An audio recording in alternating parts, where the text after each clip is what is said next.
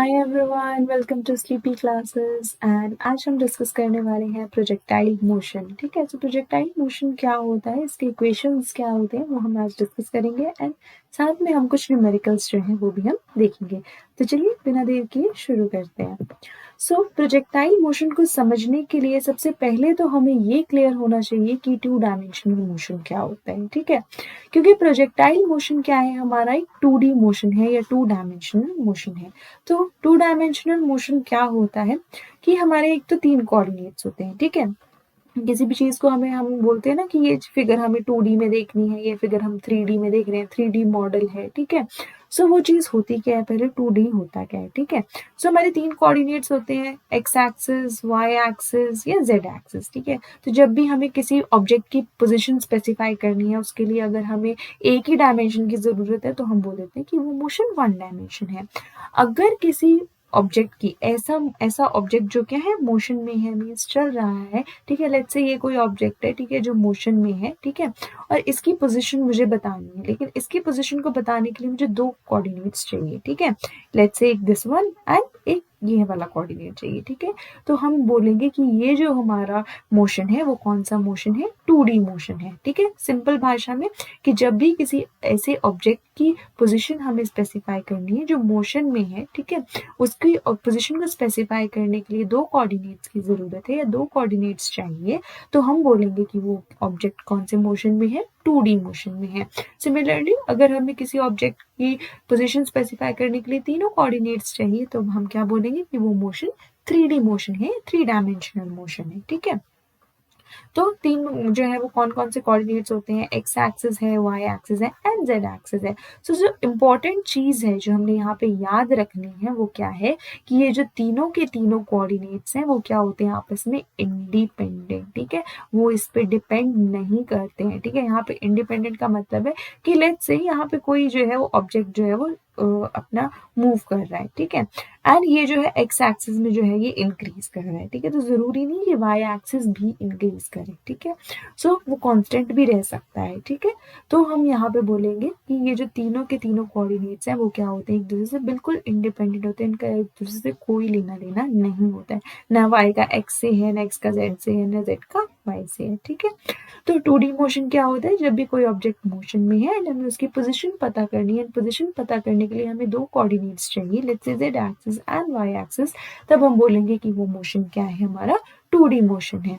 2D motion के सबसे ज्यादा जो है 2 बहुत ही ज्यादा पॉपुलर एग्जांपल्स हैं।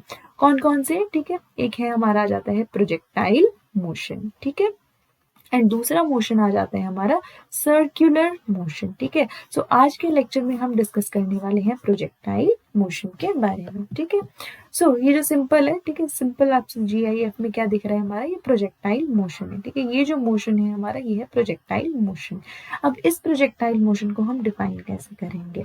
ठीक है, तो प्रोजेक्टाइल मोशन क्या है, एक ऐसा फॉर्म है मोशन का जिसमें in which a object or particle called projectile is thrown near the earth's surface and it moves along a curved path under the action of gravity only. ठीक है, projectile motion का एक ऐसा form है जहां पे हम एक पार्टिकल को या ऑब्जेक्ट को, जिसे हम प्रोजेक्टाइल बोलते हैं, ठीक है, उसको क्या करते हैं, उसको अर्थ के सरफेस के पास ही फेंकते हैं, लेकिन इस तरीके से फेंकते हैं कि वो जो है वो ऑब्जेक्ट जो ये जो प्रोजेक्टाइल है वो कर्व्ड पाथ लेता है। ठीक है, लेट्स से यहाँ से मैंने एक बॉल फेंकी, अब ये बॉल मैं इस तरीके से फेंकूंगी कि ये जो बॉल है ये जाएगी अर्थ के सरफेस पे ही, इस ग्राउंड को ही हिट करेगी, लेकिन इसको हिट कैसे करेगी, एक कर्व्ड पाथ जो है ये ट्रैवल करेगी। ठीक है, ये जो कर्व्ड पाथ ट्रैवल करेगी under the action of gravity, gravity के एक्शन के अंडर ये अपना पाथ जो है वो कंप्लीट करेगी, एंड इस पाथ को हम बोलते हैं या प्रोजेक्टाइल पाथ, और इस पूरे मोशन को हम बोलते हैं प्रोजेक्टाइल मोशन। या फिर यहाँ पे देखो सिंपल लाइव एग्जांपल है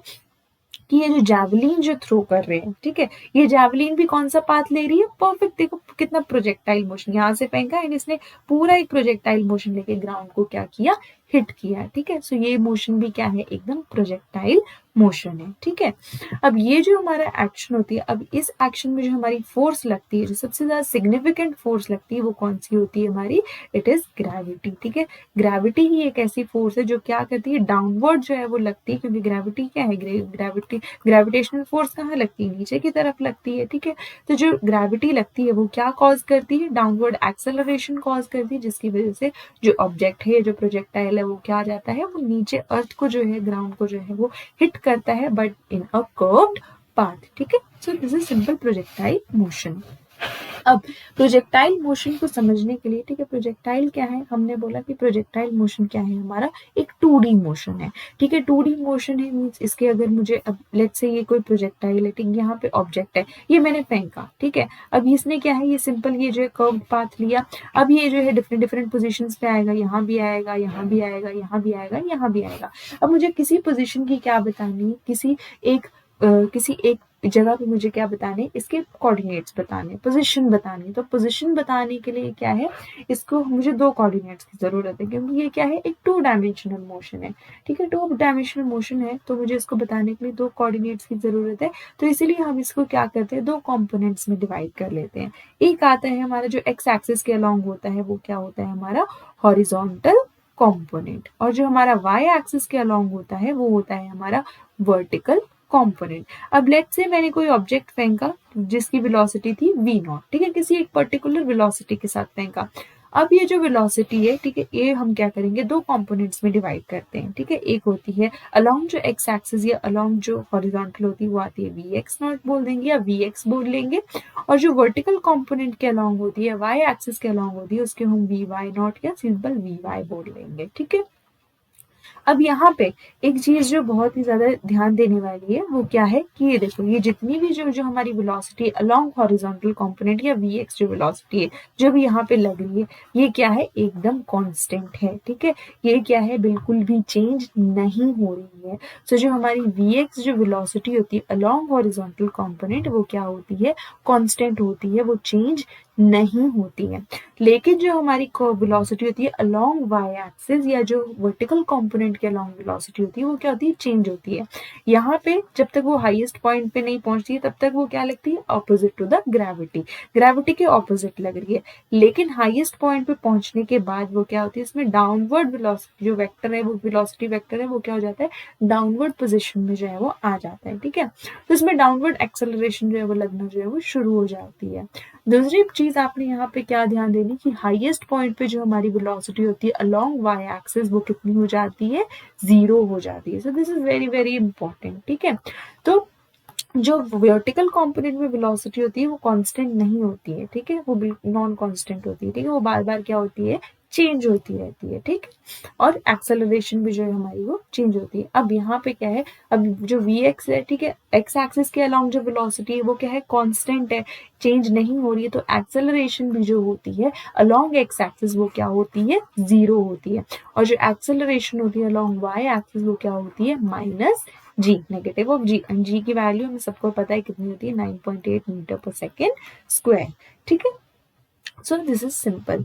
अब हॉरिजॉन्टल वेलोसिटी, वर्टिकल वेलोसिटी को हम जो है वो अगर हमें कैलकुलेट करनी है, तो हम इसकी वैल्यू पता कैसे करेंगे। ठीक है, सिंपल एक डायग्राम, लेट्स से कि यहाँ पे क्या है, ये this is X axis, this is Y axis, और यहाँ पे मैंने एक ऑब्जेक्ट फेंका जिसने ये सिंपल प्रोजेक्टाइल जो पाथ है वो उसने क्या किया, लिया। ठीक है, अब लेट्स से मैंने यहाँ पे ऑब्जेक्ट फेंका with the particular velocity v0। ठीक है, 2 कंपोनेंट है, अब वेलोसिटी 2 कंपोनेंट में डिवाइड हो गई, vx एंड vy। अब यहाँ पे ये जो प्रोजेक्टाइल है, ये क्या है, कुछ एंगल बना रहा है। ठीक है, वो एंगल क्या बोल दिया हमने, दैट इज एंगल थीटा। ठीक है, अब थीटा जो एंगल है, वो भी क्या है, 2 कंपोनेंट्स में डिवाइड होगा। ठीक है, तो जो हॉरिजॉन्टल कंपोनेंट के अलोंग जो थीटा आता है, वो क्या आता है, हमारा जो एंगल आता है वो होता है cos theta, and vertical component के अलोंग जो आता है वो आता है हमारा साइन ऑफ थीटा। तो जब भी हमें हॉरिजॉन्टल वेलोसिटी कैसे कैलकुलेट करेंगे, vx is equal to v0 cos theta, और जो vy आता है that is v0 sin theta minus of gt। ठीक है, ये आ जाती है हमारी हॉरिजॉन्टल वेलोसिटी।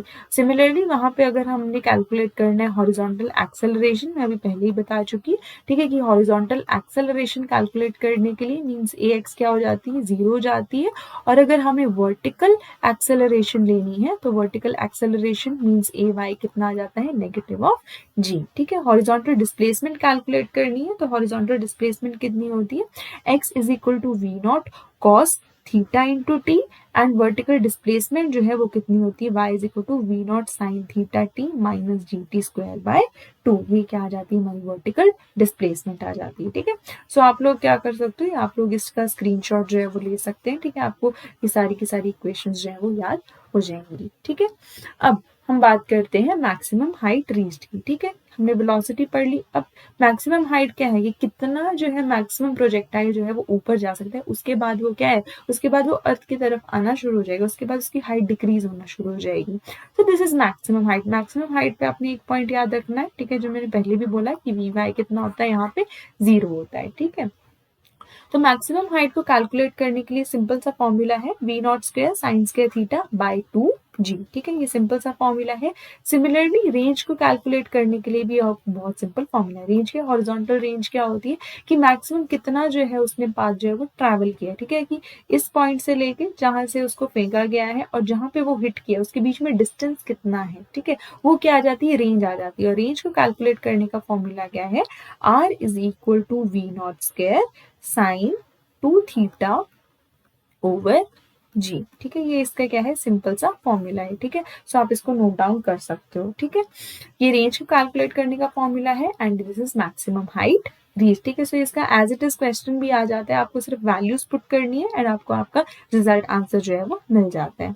हमने अब सब कुछ जो है वो चेक कर लिया। ठीक है, अब हम बात करते हैं टाइम की। टाइम भी कैलकुलेट करना है कि लेट्स से इस पोजीशन पे वो कितना टाइम उसने लिया या पूरा पाथ कंप्लीट करने में उसने कितना टाइम लिया। ठीक है, सो वो टाइम को कैलकुलेट करने का सिंपल सा फॉर्मूला है, वो है हमारा t is equal to 2u sine theta by G. ठीक है, वो क्या है, इसका सिंपल सा फॉर्मूला है।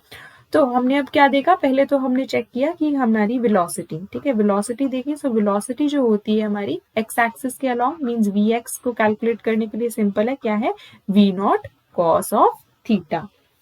ठीक है, और वही अगर हमें वाई एक्सिस के अलोंग मींस वर्टिकल कंपोनेंट के अलोंग क्या होती है हमारी velocity, it is V naught sine theta minus of G T. ठीक है, सो ये क्या आ जाती है, along Y axis. Similarly displacement कैसे कैलकुलेट करते हैं, डिस्प्लेसमेंट कैलकुलेट करने का फॉर्मूला क्या है, अलोंग एक्स एक्सिस क्या है, simple V naught cos theta into T.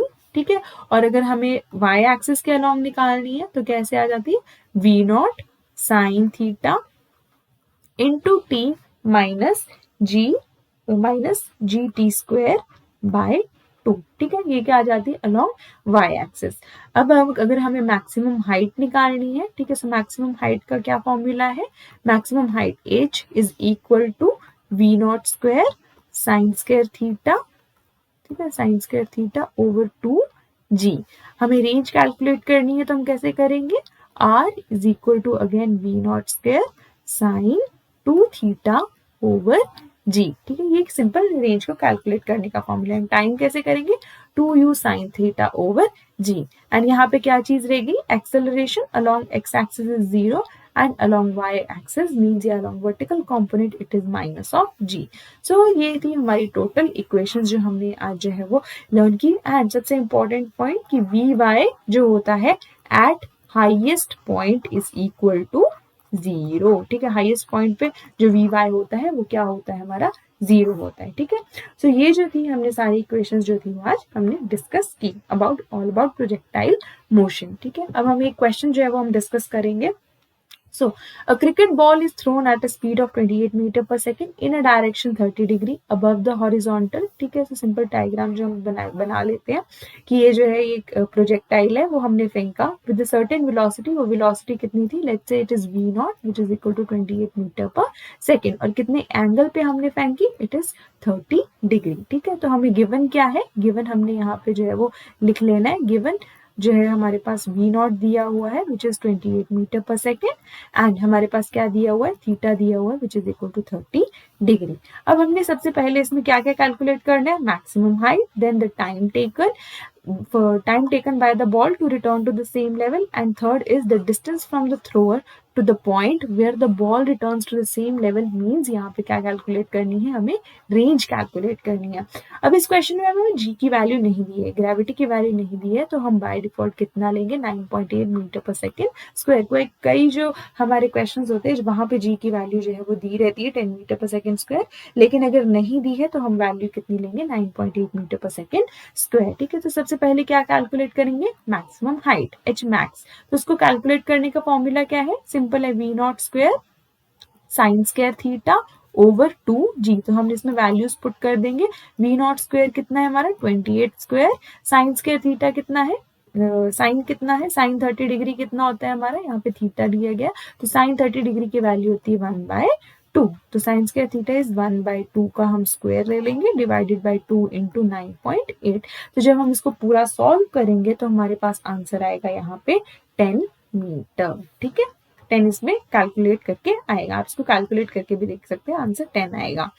Next हमने कैलकुलेट क्या करना है, टाइम टेकन। ठीक है, तो टाइम कितना दिया गया, टाइम को कैलकुलेट करने का क्या फॉर्मूला था, 2v0। ठीक है, वहां पे 2u साइन थीटा था, बट आप ऐसे लिख सकते हैं 2v0 साइन थीटा बाय जी। तो इसमें भी क्या है, हमारे पास सारी वैल्यूज है, हम वैल्यू पुट कर देंगे, 2 इंटू v0 कितना है हमारा 28, साइन थीटा साइन कितना है, साइन 30 डिग्री कितना होता है 1/2।